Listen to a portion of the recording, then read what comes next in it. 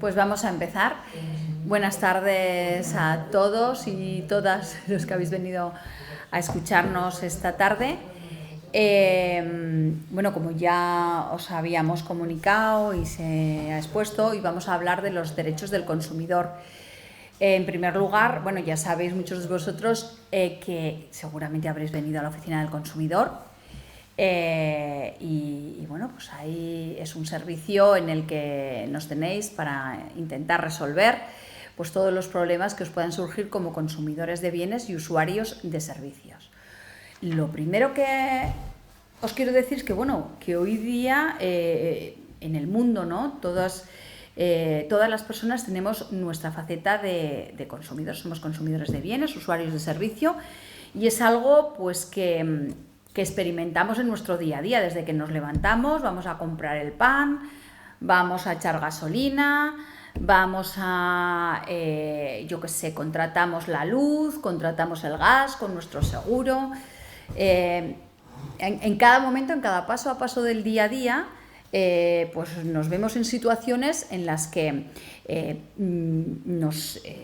nos tenemos que enfrentar, ¿no? Muchas veces también a problemas, y para eso es muy importante conocer cuáles son nuestros derechos, que en España están regulados por la Ley de Consumidores y Usuarios, entre otras muchas, pero hay una que es la Ley General de Consumidores y Usuarios, que es un compendio de normativa que afecta a muchos sectores y que, bueno, pues deberíamos conocer más o menos para poder saber defendernos si nos encontramos ante problemas, ¿no? Os voy a contar que esta ley, en primer lugar, distingue 4 tipos de derechos. Está el derecho a la protección de la salud y de la seguridad. Todos los productos que se ponen a la venta en el mercado no tienen que suponer ningún riesgo para nuestra salud, para nuestra seguridad, mientras se utilicen convenientemente. Por ejemplo, pues bueno, en el que nos podemos ver implicados o perjudicados en estas situaciones, pues cuando hay una intoxicación alimenticia, cuando tenemos un accidente en nuestras actividades de ocio, o accidentes que se puedan provocar pues por productos que sean defectuosos o incluso medicamentos en mal estado, ¿no? Todo esto viene regulado en el derecho a la protección de la salud y la seguridad. Hay otro tipo de derecho, que es el derecho a la información y a la protección de los derechos económicos y sociales. Viene a ser lo que es recibir un documento que justifique lo que vamos a contratar de una manera clara, que no haya cláusulas abusivas que nos puedan llevar a confusión, que en ese documento deje constancia del precio, de que el producto que estamos adquiriendo o el servicio es auténtico, ¿no?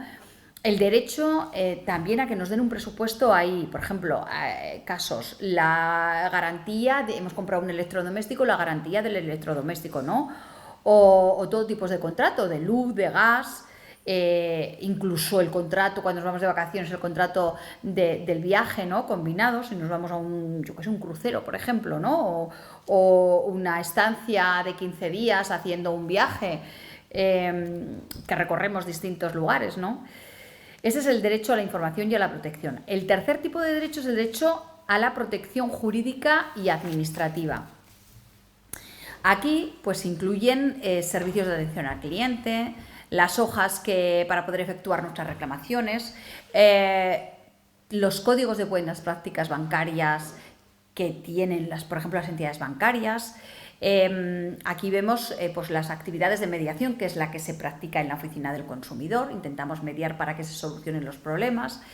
El arbitraje de consumo, incluso la vía judicial, ¿no?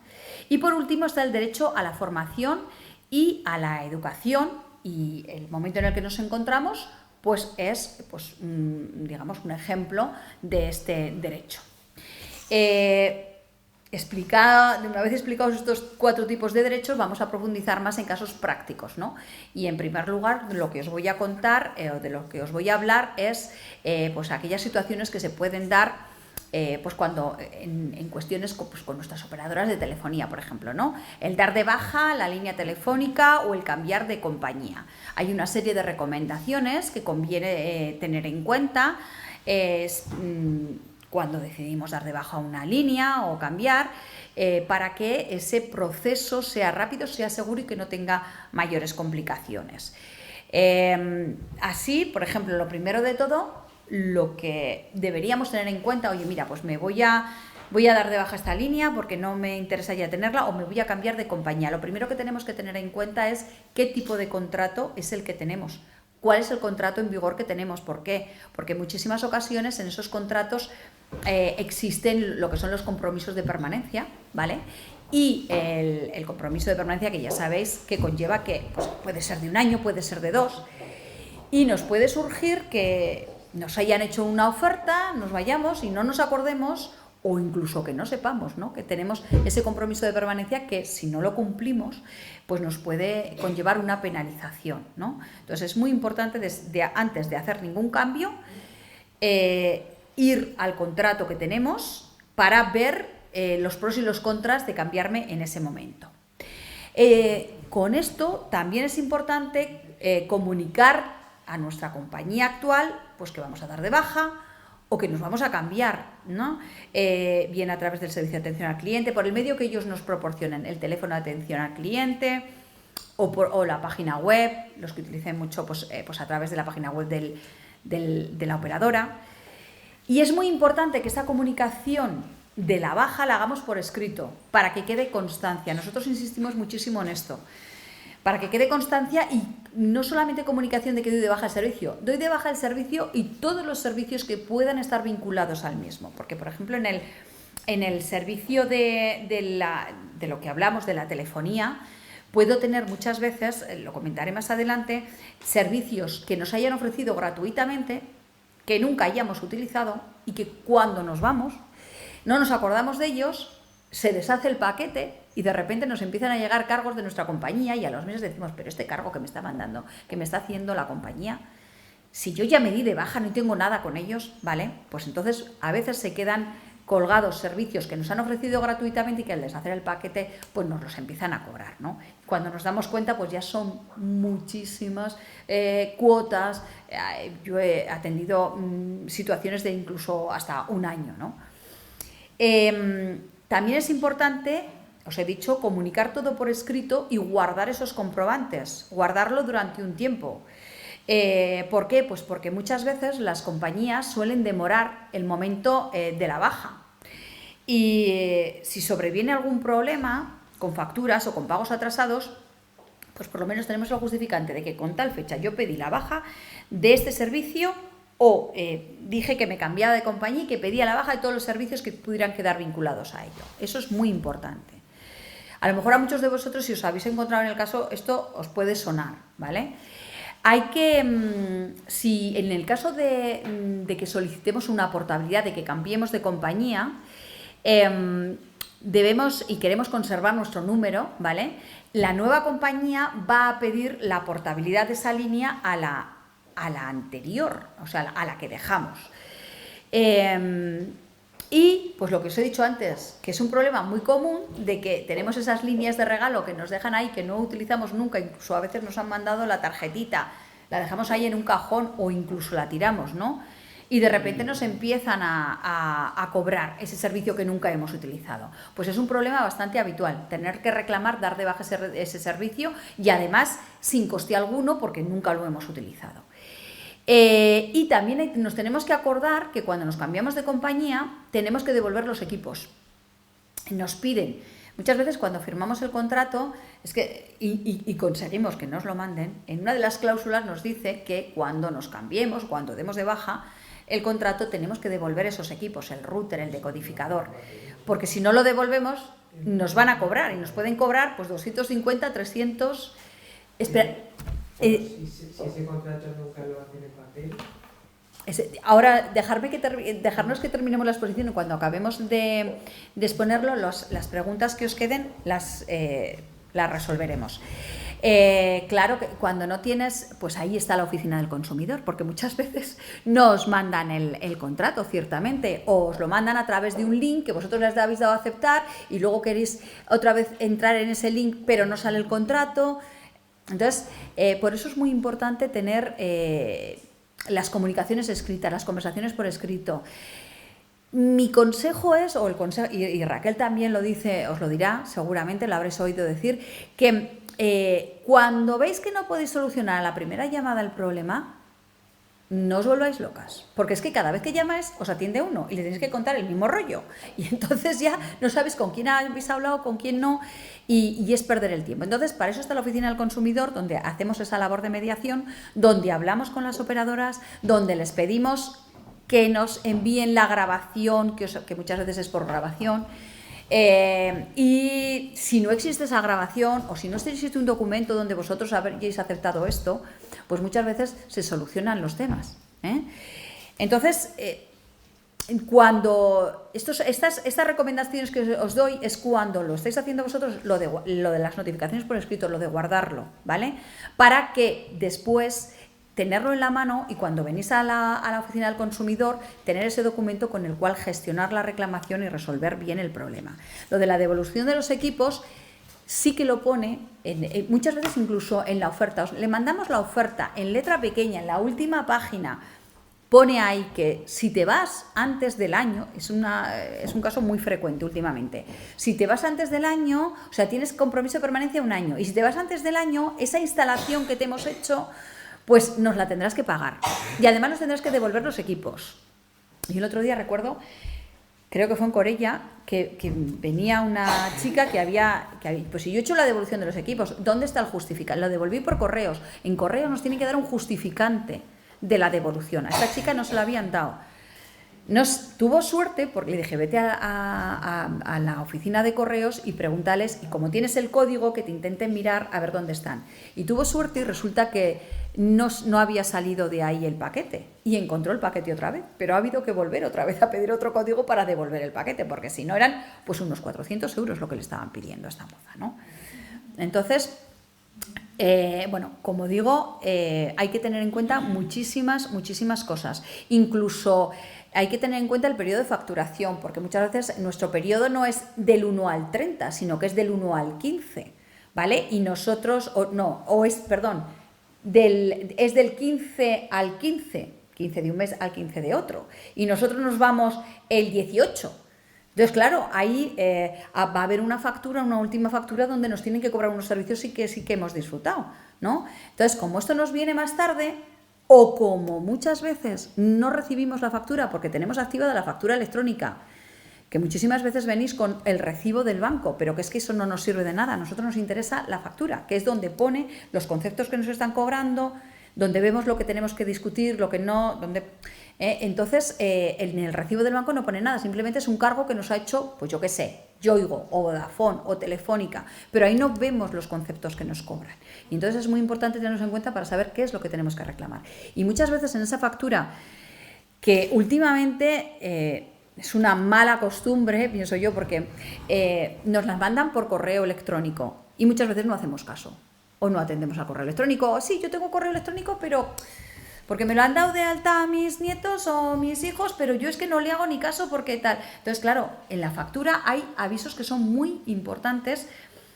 Incluso nos pueden notificar el cambio de precio, porque tenemos una oferta que es de un año y cuando llega el año, ¿vale? Nos cambian el precio y nosotros no nos damos cuenta porque no nos acordamos ni cuando hacemos el año. Bueno, ese es uno de los temas que os voy a contar ahora. La factura es muy importante porque nos viene información que nos es muy útil para poder resolver una reclamación, ¿vale? Y luego, sobre todo, una última recomendación es que si nos hemos dado de baja o hemos portado una línea, sigamos el proceso hasta estar seguros de que la baja está totalmente dada la línea está totalmente dada de baja o que nos han cambiado a la otra compañía, ¿no? Ahora os voy a contar casos que tenemos pues que nos vienen del día a día, ¿vale? En estos casos de problemas con operadoras de telefonía. En la asociación solemos hacer encuestas para poder saber un poco cuál es la situación, ¿no? Y en una de estas últimas encuestas que se hizo, vimos como el 70% de los consumidores tenía la sensación o la idea de que las compañías telefónicas no informan suficientemente sobre las condiciones de la contratación. Y esa información, que es ese derecho a la información, que es uno de los tipos que os he comentado al principio, esa falta de información tiene consecuencias que en muchas ocasiones acabamos pagando, ¿no? Acabamos pagando y muchas veces nos quedamos de, pero ¿será posible que me estén cobrando esto? Y muchas veces hay muchas personas que se quedan con la historia esta, pero no se atreven a dar el paso de ir a la oficina del consumidor. Jolín, cualquier duda, ir a la oficina del consumidor, porque muchas veces se resuelven por ahí. Os voy a contar casos. Por ejemplo, hay muchos desacuerdos cuando se cumplen, os he empezado a contar antes, el primer año de contrato, ¿vale? A veces es un año, a veces son 2. Tengo una oferta que me dura 1 año, que me dura 2. En ese momento la compañía, cuando termina el plazo, cambia los precios. Nosotros ni nos acordábamos de que teníamos 1 año y de repente nos sube el recibo del teléfono, ¿no? Entonces, esos cambios que hacen, aunque lo tengamos puesto en el contrato, nos tiene que avisar nuestra operadora de telefonía. Nos tiene que decir, y además con 1 mes de antelación, ¿vale? Nos tiene que decir, con tal fecha le cambiará a usted, por como se le acaba la oferta, le cambiará y le va a subir tanto el precio, ¿vale? Tenemos que estar atentos para que antes de que llegue ese momento, pues negociar una nueva oferta, ¿no? ¿Qué ocurre? Como muchas veces esa información se da a través de las facturas, es que ni nos damos cuenta, ¿no? Pero tenemos el derecho, la ley lo dice, a que nos informen con 1 mes de antelación. Si incumplen ese derecho, tenemos la base para poder reclamar y para poder regularizar la situación y que nos devuelvan lo que nos han cobrado de más, ¿vale? Esta falta de claridad también se da en la información que nos da, se da en el momento de contratar, y contratar sobre todo por vía telefónica. Nos llaman, oiga, mire que le voy a hacer una oferta de teléfono, que tal, que cual, y bueno, y nos cuentan una super mega oferta que nos la creemos, pues sí que me interesa mucho, sí que la quiero, pero ¿qué ocurre? Cuando nos lo hace nuestra propia compañía, el consejo que doy siempre es, a ver, mándame esa oferta por escrito, mándamela a mi correo electrónico, mándamela por un medio que yo la pueda leer y que la pueda tener ahí, la pueda meditar, y me llamas dentro de 2 días y ya te diré si sí o si no. Pero yo ya la tengo por escrito. Si no me la mandas, es que no, tiene que ser hoy mismo porque se acaba. Pues a lo mejor no es tan buena oferta. Cuando las prisas son malas consejeras. Es mejor que nos lo den por escrito todo y tener ese documento por escrito para poder tener la base luego para hacer una reclamación, ¿vale? Muchas veces la contratación telefónica, eso es cuando es nuestra propia compañía, que como somos de la compañía, pues ya no nos hacen una grabación, pero cuando nos cambiamos de compañía, la nueva compañía nos hace una grabación.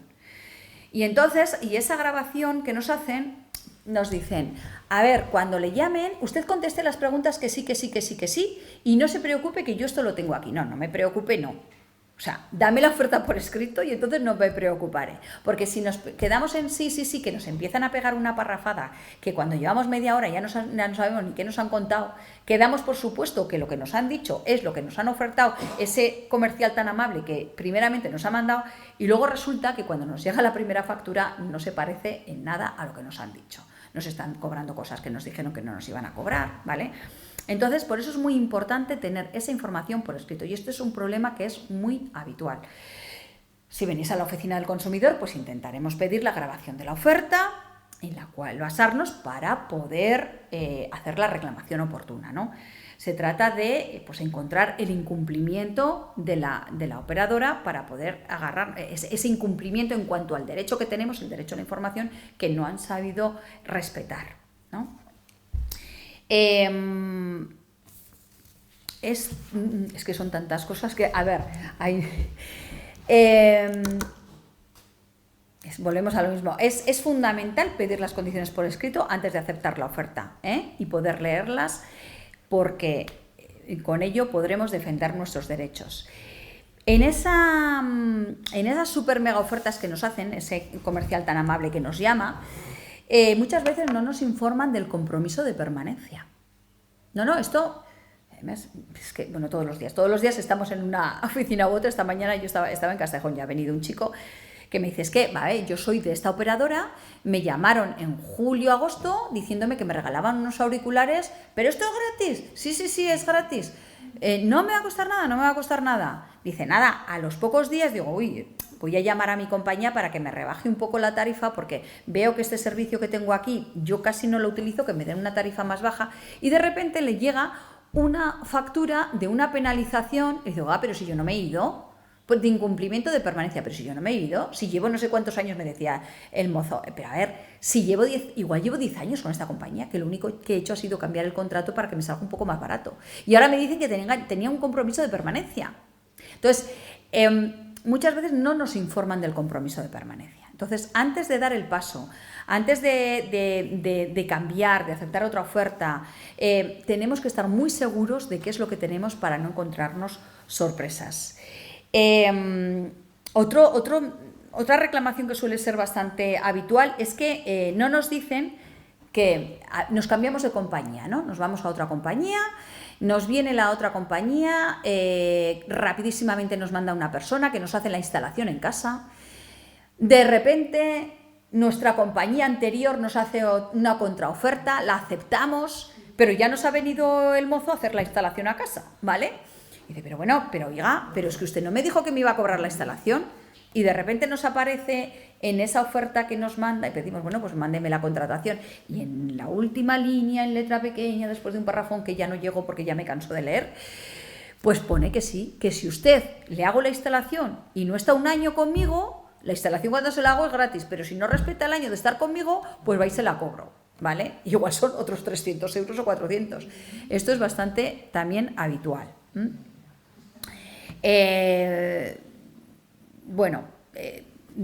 Como os he contado muchas cosas así, lo de la factura electrónica es muy importante, ¿vale? Es muy importante porque la factura es muy importante para saber qué es lo que nos están contratando, qué servicios tenemos, si nos los cobra bien o nos cobran mal. El recibo del banco no me vale para nada, es la factura y tenemos que intentar que nos la manden. Si nosotros no utilizamos el correo electrónico, no estamos atentos al correo electrónico, es mejor llamar al operador y decir, mire, póngame la factura en papel, que no nos la pueden cobrar, ojo, no nos la pueden cobrar, porque eso fue una reclamación que hubo, ahora últimamente no la escucho tanto, pero no, es que si le envío la factura en papel le cobramos, no, perdone, no nos pueden cobrar por mandarnos la factura en papel, ¿vale? Y esto es lo que os cuento de las operadoras de telefonía. Y otra cosa que os voy a contar así muy rápidamente para darle paso a mi compañera y que os explique, es el tema de las garantías, ¿vale? Las garantías de los electrodomésticos. Todos sabemos que comprar un electrodoméstico suele suponer una inversión importante muchas veces porque no queremos comprar una lavadora en condiciones o un combi de última generación con todos los servicios del mundo, ¿vale? Y por lo tanto es un desembolso importante y por eso es conveniente que su funcionamiento esté garantizado a medio y largo plazo. Entonces tenemos que saber que en España disfrutamos de una garantía en este tipo de productos que se encuentra regulada en la Ley de Consumidores y Usuarios que os he hablado antes, que es una ley del año 2007 que ha ido sufriendo cambios, ¿vale?, para mejorar nuestros derechos. Y esta ley concreta el plazo de garantía en 3 años. Antes era 2 y ahora para los bienes nuevos son 3 años, ¿vale? Hasta el 2001, que es cuando se modificó esta normativa, el plazo era de 2 años, ¿vale? Lo primero que tenemos que saber es que hay 2 tipos de garantía. Una, la legal, la que nos marca la ley, que son 3 años. Y otra, la comercial, que puede ser una mejora, ¿vale?, pero que no es la legal. La legal es la protección mínima obligatoria en el que el vendedor nos tiene que ofrecer. Y la comercial es una garantía adicional, voluntaria, que puede ofrecernos el fabricante o el vendedor mejorando esas condiciones. El consumidor tiene derecho a la reparación o a la sustitución del aparato si se detecta un defecto de fabricación o de funcionamiento. Hay que saber que esos 3 años de garantía que ofrece la ley no son iguales. Hay un dato que hay que tener en cuenta y es que durante los 2 primeros años, si aparece un fallo en el electrodoméstico que hemos comprado, se entiende que ya existía en origen, que ya nos viene así de fábrica. Y nosotros no tenemos que demostrar que ha sido un fallo de fabricación, ¿no? Y en el tercer año sí que lo vamos a tener que demostrar, ¿vale? Durante ese tercer año la carga de la prueba se invierte y es el consumidor quien tiene que probar que el fallo ya existía en el momento de la compra. Entonces, ¿y cómo hacemos eso? ¿Cómo lo probamos? Pues ahí viene la madre del cordero, ¿no? A través de un peritaje. Un peritaje que es un gasto adicional y que muchas veces, pues en función de cuál sea el problema, nos merecerá o no nos merecerá la pena. Entonces sí que nos han mejorado aquí el derecho, nos han ampliado el plazo, pero al final siempre se queda algo bailando por ahí, ¿no? La garantía legal pues consiste, como digo, en la reparación o la sustitución. Si esta no es posible, si ni la reparación ni la sustitución es posible, tenemos derecho a que nos reduzcan el precio o incluso a que nos devuelvan el importe abonado resolviendo una resolución contractual. Pues mire usted, si ni me puede dar un producto igual en las condiciones debidas de funcionamiento, ni me puede reparar, pues yo quiero que me devuelva el dinero, ¿vale? Ese es un derecho que nos otorga la ley. También hay que saber que si tenemos una avería dentro del plazo de garantía y nos tienen que reparar, se nos llevan el aparato para repararlo, el tiempo en el que dure la reparación paraliza el plazo. Es decir, nos amplía ese plazo. Pues si me lo han tenido 3 meses, han tenido el frigorífico hasta que me lo han traído. Bueno, pues esos 3 meses, y si llevo yo 1 año, pues bueno, pues esos 3 meses se amplía el plazo, ¿vale? Es muy importante conservar el ticket o el comprobante de pago porque nos va a servir como prueba de que la compra se ha hecho en la fecha indicada. O sea, todos esos documentos hay que guardarlos. Si nos dan un ticket de estos que salen de la maquinita de tal, nos hacemos fotocopia porque esos tickets muchas veces se borran, ¿vale? Entonces es importante tenerlo en una fotocopia y en un soporte que sea duradero para poder hacer valer el derecho. Desde luego tenemos que usar el electrodoméstico en la forma que recojan las instrucciones, porque un mal uso excluye la garantía, ¿vale? Y luego, en cuanto nos surja la avería, debemos avisarlo. Por supuesto, hay un teléfono de atención al cliente y tenemos que llamar. Mire usted que tengo esta avería, pues mándeme el servicio técnico. Vale, por favor, ¿me puede dar un número de registro de mi llamada? ¿Vale? Porque claro, es muy importante tener un justificante de que nosotros hemos mandado de esa avería que ha habido y de que nos la han arreglado en ese tiempo. Entonces, que nos den un justificante, un número de la avería. La garantía comercial es una extensión de garantía que no es obligatoria, como os he dicho antes, que ofrece beneficios adicionales, principalmente relacionados con el plazo de cobertura de la garantía, pero suele tener limitaciones, ¿vale? Y tenemos que saber también que las exclusiones de la garantía son los daños por uso indebido. Por eso os he dicho antes, importante usar el electrodoméstico conforme nos indica el fabricante, porque como hagamos un mal uso nos van a excluir de garantía la reparación.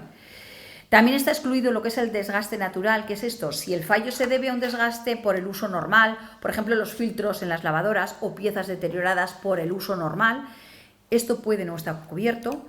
Y luego las intervenciones de terceros. ¿Esto qué quiero decir? Que si el aparato ha sido manipulado o reparado por personas no autorizadas, la garantía se puede anular. Ahora veníamos comentando un caso que no era de un electrodoméstico, era un tema de un taller, de una reparación efectuada en un taller, y que hemos tenido casos, pues además era el mismo taller y no vamos a dar nombres, pero el mismo caso. No, mira, pues es que no te lo podemos reparar. Anda, vete a la casa, que te lo arreglen y luego nos traen la factura y te la abonaremos. El señor se va a la casa, todo esto de palabra, claro. Vuelve con la factura y dice, no, nosotros no hemos dicho esto. Si nos llegan a decir esto en algún momento, ojo, porque si un tercero mete mano, se pierde la garantía. Que nos lo digan por escrito. No, eso me la va a pagar. Dígamelo por escrito. Cuando me lo diga por escrito, entonces yo lo llevaré a un tercero. ¿Vale? Y esto muy resumidamente en cuanto a garantías, y ya no me extiendo más, os dejo a Raquel, que os va a contar otras cosas. A ver, yo continúo, intentaremos poner casos prácticos que igual así yo creo que es más ameno, pero bueno, siempre hay que meter un poquito de información para que tengáis también conocimiento. Yo continúo un poquito con lo que dice Olga del derecho a la información que tenemos todos los consumidores, porque en todas las relaciones que tenemos, de todos los contratos, de todas las compras, tenemos que tener derecho a una información precontractual y, una vez que hemos hecho el contrato, una información que recoja todo lo que yo he aceptado. Algunas veces tendremos el contrato por escrito y otras veces no. Pensar que ahora, antes no existía la contratación electrónica, existía la contratación telefónica, sí, pero ahora todo lo que se puede hacer por WhatsApp, se puede hacer por mensaje, SMS, se puede hacer por correo electrónico. Todo lo que es por escrito, salvo lo que la ley marca que tenga que ser un contrato por escrito, se puede hacer de forma, pues eso, a distancia, ya sea vía telefónica, ya sea de forma electrónica.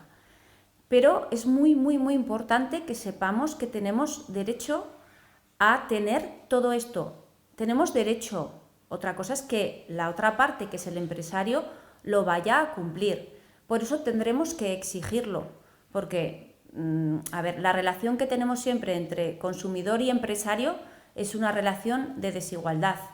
Siempre vamos a estar los que compramos, los que contratamos con un empresario, siempre vamos a estar en una situación de desequilibrio, porque ellos van a imponernos casi siempre unas condiciones contractuales que nos vienen ya impuestas, que no vamos a poder negociar.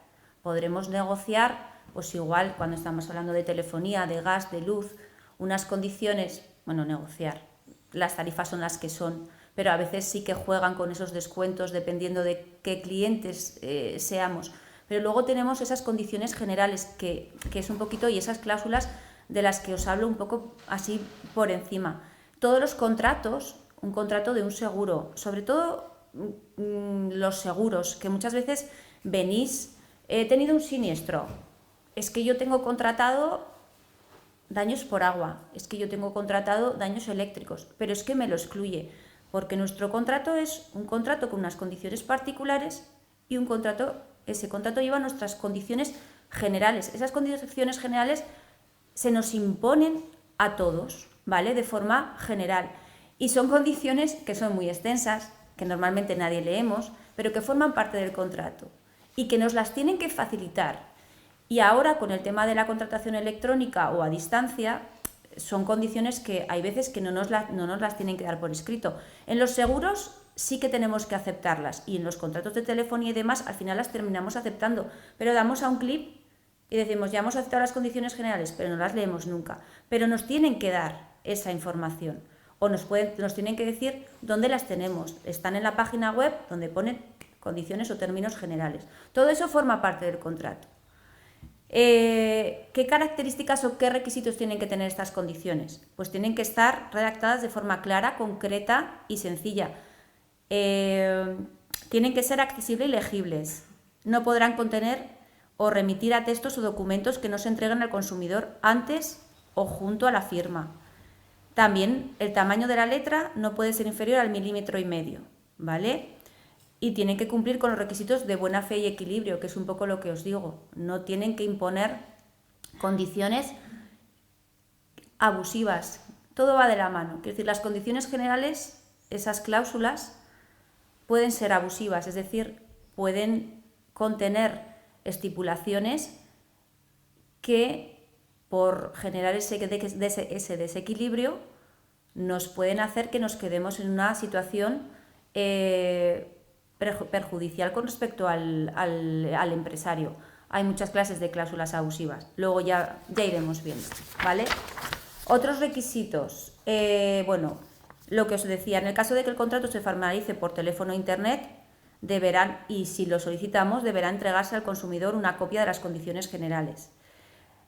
También se consideran nulas aquellas cláusulas que el consumidor no haya sido informado o no las haya aceptado. Siempre se habla de ese consentimiento informado. Así como os voy a hablar ahora un poquito de situaciones que nos pueden surgir de prácticas comerciales engañosas o abusivas que ahora se dan un poquito menos, pero que nos pueden pasar, porque hablamos de que las ventas presenciales son como ya menores, más son a distancia, pero me resulta importante deciros, por ejemplo, las ventas que se hacen en el domicilio, que ya, ¿verdad? Casi siempre, o sea, casi nunca ya hay ventas a domicilio, pero siempre existían las que venían de Editorial Planeta, por ejemplo, de venta de los libros. En los pueblos se da mucho, o a mí me ha pasado, los aparatos de osmosis para el agua, que luego te meten libros y meten a veces aparatos electrónicos, que lo mismo puede ser que es bueno para la reuma, que para la diabetes, que para, yo que sé, prevenir el infarto. Entonces van a casa y muchas veces estas visitas, el problema es cuando no han sido solicitadas, ¿vale? Voy a unir este caso con los viajes, por ejemplo, del Inserso, que de repente han concertado una visita a algún sitio y ahí se aprovecha para vender colchones, camas y también aparatos para la salud, que luego no sirven para nada. Vamos a unir las dos ventas, porque las dos ventas son pues en domicilio o fuera de establecimiento mercantil. Lo que tenéis que tener en cuenta es que en las ventas a domicilio está prohibido, que no sé si lo sabíais, ahora, desde el 2018 ya, que se hagan contratos de luz y de gas. Ya no se puede, ¿vale?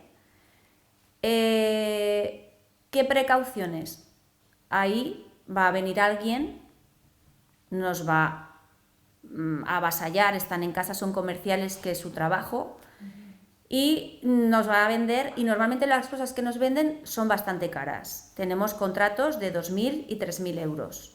Nos exigen que le paguemos una parte en metálico, que es lo que tengamos en ese momento, y hay muchas veces que estos contratos son financiados. El contrato de financiación nos lo va a hacer el comercial para que la empresa cobre, pero luego nosotros la deuda la vamos a tener con la financiera con la que hayamos firmado. Para no extenderme con esto, lo más importante, tanto en las ventas en casa como en las ventas que se pueda hacer en esa excursión que os comento, es que tenemos 14 días para desistir, ¿vale? 30 días si esa visita, en este caso a domicilio, no ha sido solicitada. ¿Qué es el desistimiento? Que no queremos el contrato, porque nos da la gana. No es porque hay que me queda grande, hay que no me... Bueno, da lo mismo. Otra cosa es, por ejemplo, pues lo que decía Olga, sí, lo que nos han traído es defectuoso y entra el plazo de garantía. En este caso es porque no nos gusta, pero no hay que dar ninguna causa. Pero tenemos que comunicar ese desistimiento en un plazo de 14 días si es un contrato de servicio desde que hacemos el contrato, si es un contrato en el que nos tienen que entregar unos bienes desde que los recibimos. Y ese desistimiento hay que hacerlo de forma que quede constancia, que sea una comunicación fehaciente. No os digo mandar un burofax, pero si podemos mandar un correo electrónico, ahora si podemos mandar un WhatsApp, si podemos mandar un mensaje, siempre que quede constancia. Una carta certificada, bueno, ahí está. Pero por lo menos mandarlo. Aquí, otra vez, derecho de información. Que nos dejen la copia del contrato, que en el contrato aparezcan los datos de la empresa, porque lo mismo no están, o no aparece el CIF, o no aparece el domicilio, no nos podemos comunicar, no tenemos el documento de desistimiento. En ese caso hay muchas salvedades y matices que nos pueden ayudar a anular el contrato si no hemos ejercido ese derecho de desistimiento, porque si no nos dan la información que precisamos, ese derecho de desistimiento de 14 días pasa a 12 meses, porque no nos han dejado el contrato, porque no nos han informado, etcétera, etcétera. Pero si lo hemos firmado y el contrato es correcto con respecto al derecho de la información, podremos desistirlo. Pero hacerlo bien. Y si tenéis dudas, pues acudir con tiempo. De eso, sobre todo el desistimiento. ¿Que tenemos un contrato de financiación vinculado? Si rompemos el contrato principal, podemos romper el de financiación.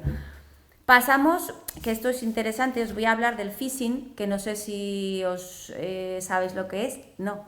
Vale, y pasa muchísimo, tenéis que saber, igual por el nombre no, pero a mí me parece muy atractivo porque es todas las estafas que nos pasa ahora a través de medios electrónicos. ¿No os ha pasado nunca que os han cargado en la tarjeta una compra que no habéis hecho? ¿A nadie?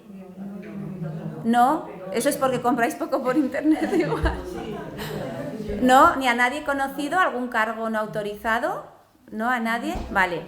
Pues hay casos de mucho, o sea, es de mucho dinero. De mucho dinero. Son estafas ahora que están en, vamos, lo que más. Son pues ciberdelincuentes que acceden a la banca electrónica que tenemos y en el móvil o bueno, desde el ordenador, hackeando móviles. Entonces acceden y hacen compras con nuestras tarjetas y no nos enteramos. Muchas veces yo tengo casos cada vez diferentes, nunca se sabe realmente sí cómo igual empieza, pero yo el saber, igual los informáticos sí, pero el saber cómo acceden a nuestros datos es complejo, porque además ellos, quiero decir, si habéis comprado por internet, sabéis que las compras requieren, cuando tú quieres comprar y le das al consentimiento de quiero este pedido, te mandan códigos para que tú lo valides, porque o incluso doble validación, te dicen, mira, tienes que acceder a tu banca electrónica, tienes que meterte, tienes que poner una clave de firma y después el código que te mandan.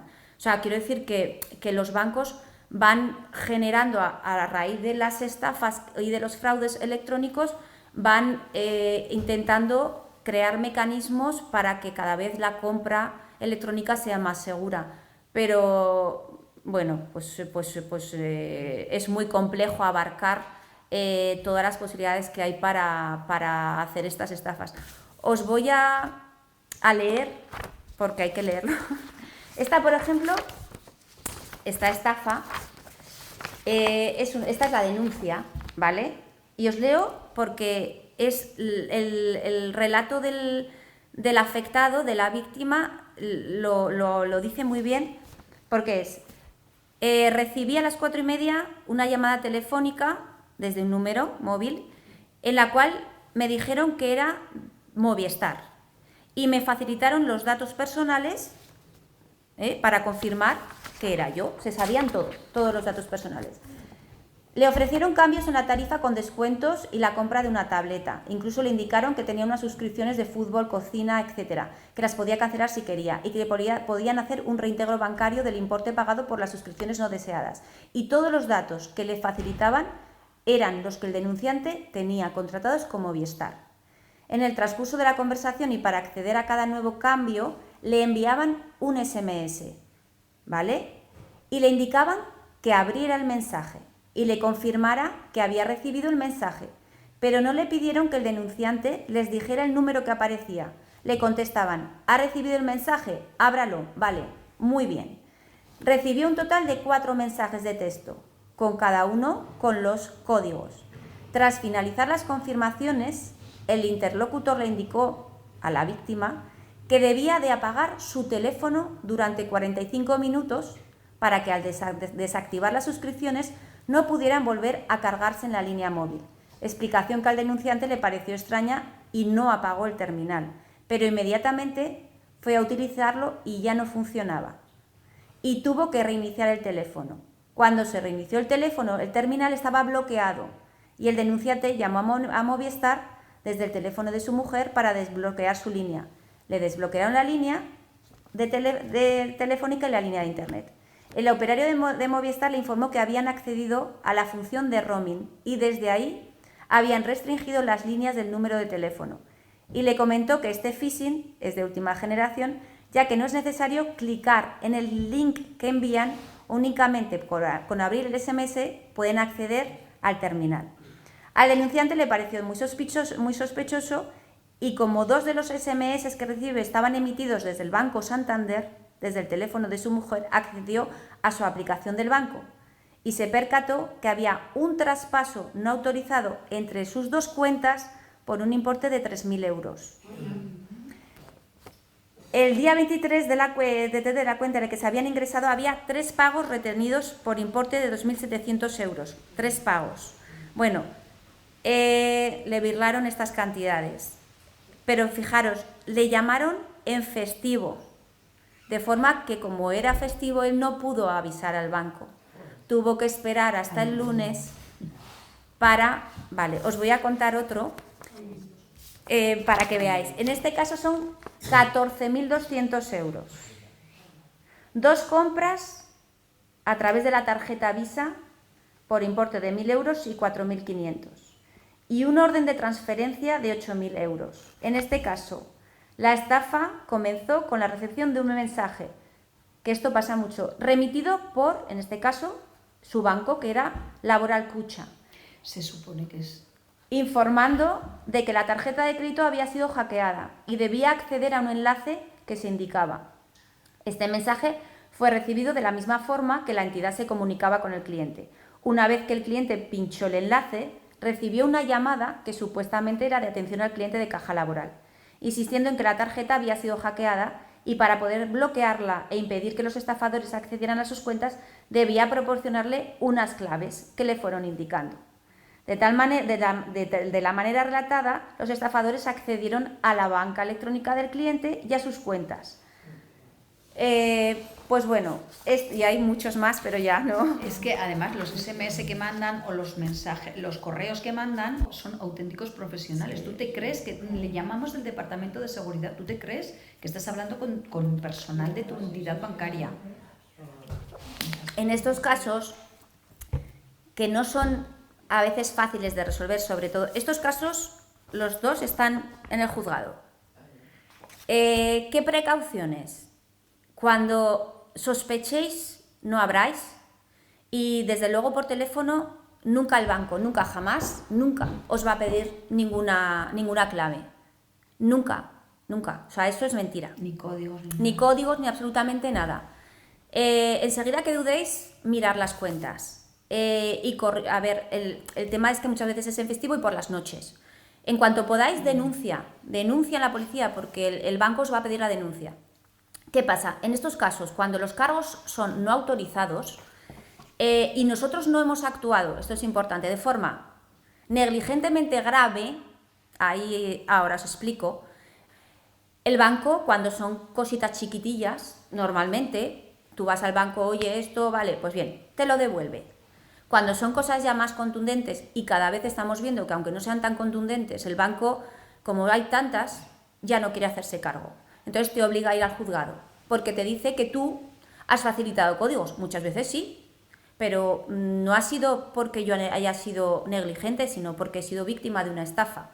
Pero en el juzgado, cuando facilitamos códigos o nos mandan SMS que nos dicen has vinculado la tarjeta, pues por ejemplo, a aplicaciones de pago como Apple Pay, y nos dicen, no, es que le hemos mandado un mensaje, usted ya ha actuado fatal, el banco ha cumplido con sus requisitos y ha actuado mal. Y, ¿verdad? Pues no le devuelven el dinero, el juez estima que no. Son fallos del sistema de seguridad del banco al final, porque nos están llevando a que todo lo llevemos a través del teléfono, que tengamos de tal, pero claro, eso tiene la puerta de atrás que los estafadores la saben encontrar. Eso es.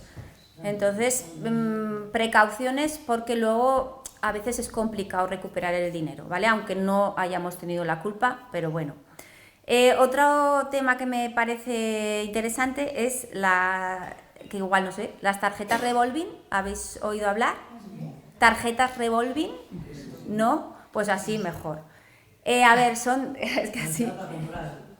Mira, a veces nos lo meten tal cual cuando vamos a comprar a veces a los... pues igual las tarjetas de cliente. Sí. La tarjeta PAS, por ejemplo. Que, a ver, ojo, hay que mirar...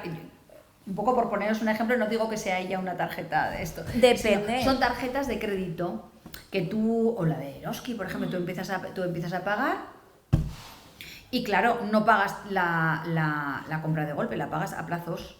Y esto, pues, y años y años y años y que no termina de pagar nunca y tal. Y hay que analizar el contrato para ver si los intereses a los que porque ahí te cobran muchas cosas. Te pueden cobrar, te dan de alta hasta seguros. Mira, estas tarjetas las vinculan cuando hacemos contratos y compramos algo. Hay veces, pues yo qué sé, un terminal móvil, igual un Apple que son un iPhone, que son caros. Y entonces te dicen en la tienda, de los iPhones suele pasar, te hacen en la tienda un contrato para que tú pagues a plazos. Pero es un contrato que es una tarjeta o una línea, como una línea de crédito, y es una tarjeta revolving. Tú puedes tener la tarjeta o no tenerla, pero a ti te dan como una línea de crédito, un saldo que tú puedes gastar, ¿vale? Entonces esa línea de crédito suele ser grande, pues podemos hablar de 2.000 euros, ¿vale? Pero te dicen, ¿cómo vas a devolverlo? Entonces te dicen, bueno, cuando sabemos que es con intereses, te dicen, mira, pues lo hacemos con intereses y tú pagas una cuota. ¿Qué cuota quieres pagar? Pues 100 euros al mes, 60 al mes. Bueno, son cuotas majillas, puedo, vale. Lo que no sabemos es que esa tarjeta tiene un tipo de interés que puede ser del 25%, del 27%. Claro, y lo que no sabemos es que esa cuota que nosotros vamos a pagar, si nosotros hacemos uso de esa línea de crédito, de esa tarjeta, cuando la tenemos queremos sacar en efectivo, o como que nos parece que es una tarjeta de crédito, que luego nosotros pagamos al mes y ya está. O hacemos compras con esas tarjetas. ¿Qué pasa? Que en esas tarjetas, ahora os voy a poner un ejemplo para que entendáis, la cuota que estamos pagando nunca va a alcanzar la deuda, porque es unos intereses grandísimos. Entonces la cuota que nosotros vamos a pagar, más de la mitad va a ir a los intereses, pero no va a saldar la deuda. Y además, el gasto que nosotros hemos hecho, Si haces más compras, cuanta más compra, se agranda. Y además, esa deuda, esas compras, se capitalizan también y se aplican los intereses sobre eso. Por ejemplo, os pongo un ejemplo para que me entendáis, si lo encuentro. Tenemos una tarjeta que hemos dispuesto 3.000 euros. Hemos acordado una cuota de 100 euros y tiene un tipo de interés del 27%. Pero eso te lo dicen, es un interés. A ver, tú no lo vas a saber, no te vas a enterar, porque imagínate, vas al Carrefour y te hacen esto. Y te dicen, ¿cuánto quieres pagar? ¿50, 60? Pues vale, pero no te explican esto. No lo entiendes, es que la gente no lo entiende, es que es súper complejo. Tiene unas condiciones generales que es imposible. o te dan el contrato, un montón de páginas y no te lees la letra pequeña. Y nada, mira, de estos 100 euros... Eso les importa mucho a los jóvenes. Eso los jóvenes... Sí, pero también se meten... Ya lo saben, pero si es un 26%, yo creo que lo saben. Pero no saben lo que es. Pero bueno, de estos 100 euros que hemos pagado, 60 son de intereses y el resto hemos reducido la cuota. Pero bueno, este tipo de tarjetas lo que pasa es que van, como dice Olga, conforme lo vamos utilizando se va engordando la deuda. Y hay gente que se habla de una deuda perpetua.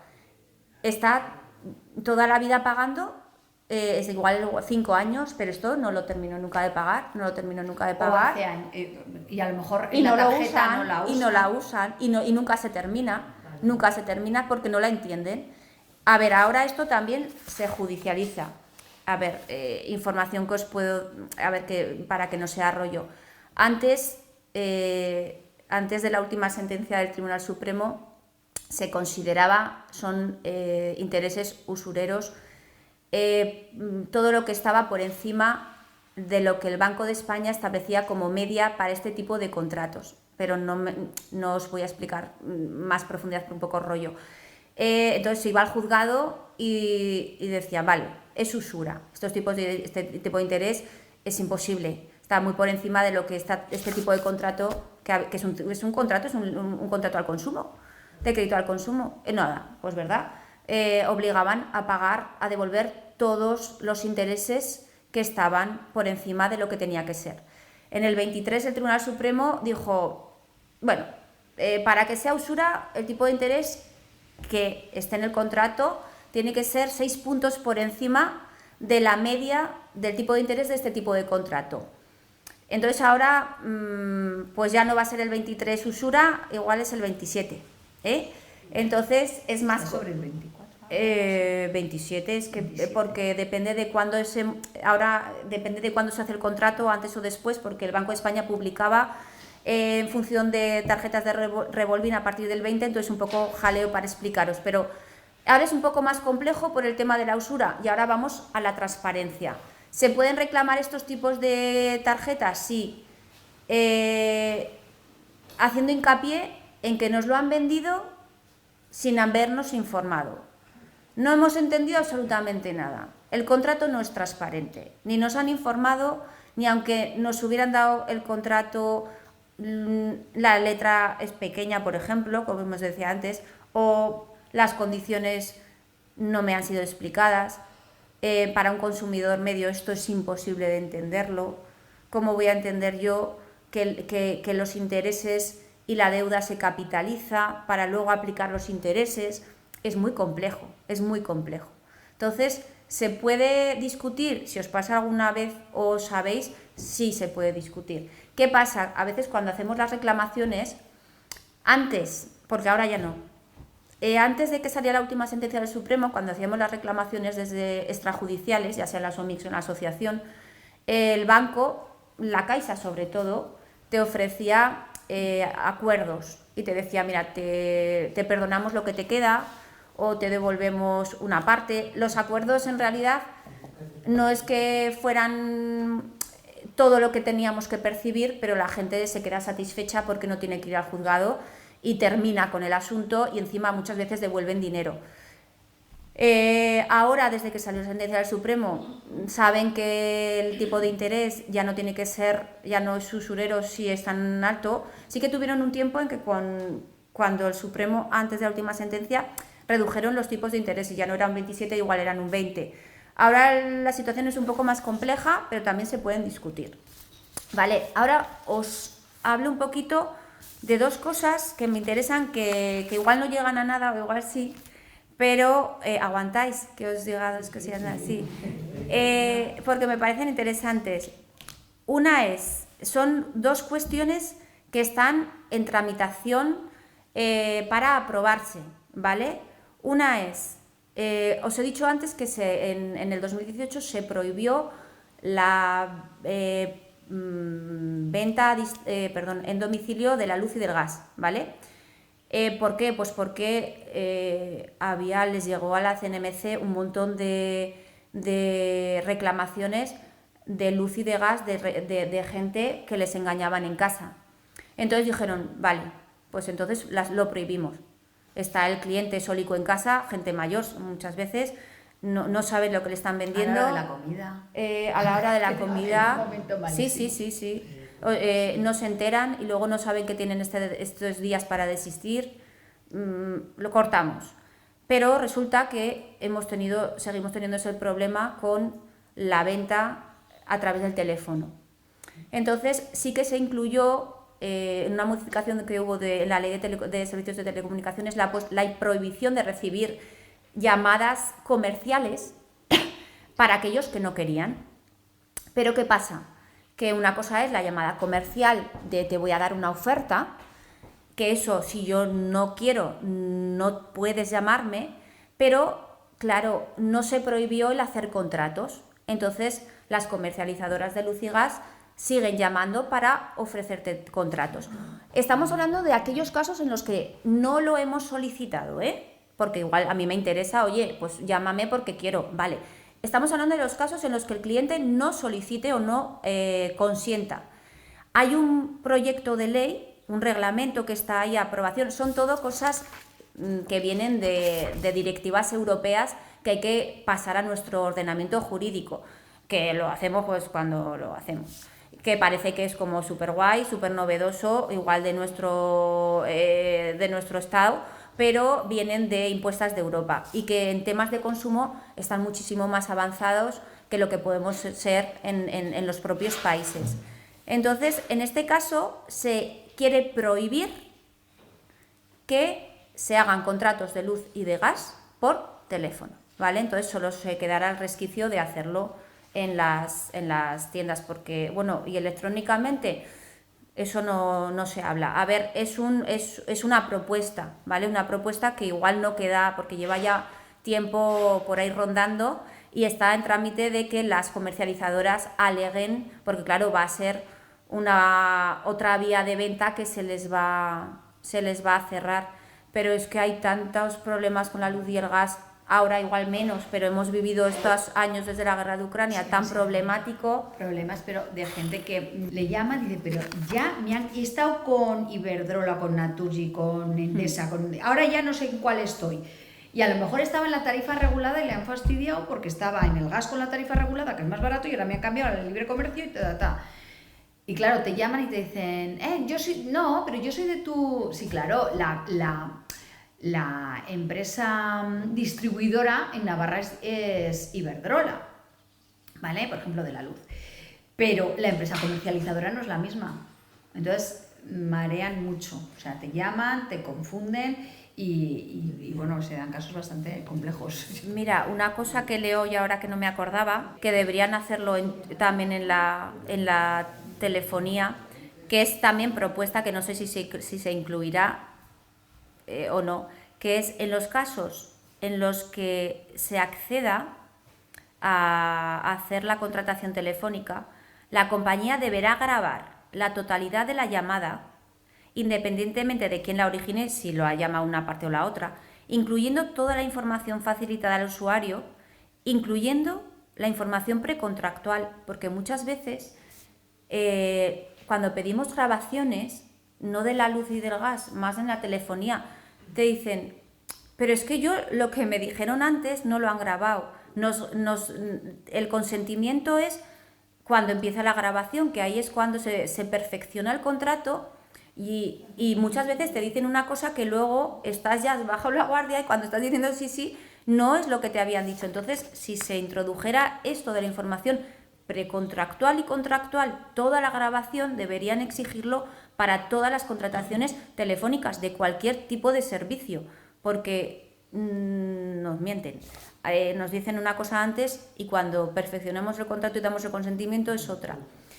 Otra cuestión que está también en proyecto es la ley de atención al cliente. Lo he querido contar porque es un poquito todo unido a los derechos del consumidor y ese tema de la información, que estamos fritos cuando tenemos algún problema y tenemos que llamar al servicio de atención al cliente de quien sea, sobre todo comercializadoras, gas y luz y de telefonía, internet y demás. Y es para matarlos a todos porque es que es un desespero enorme. Hay una propuesta para que este servicio de atención al cliente se mejore, ¿vale?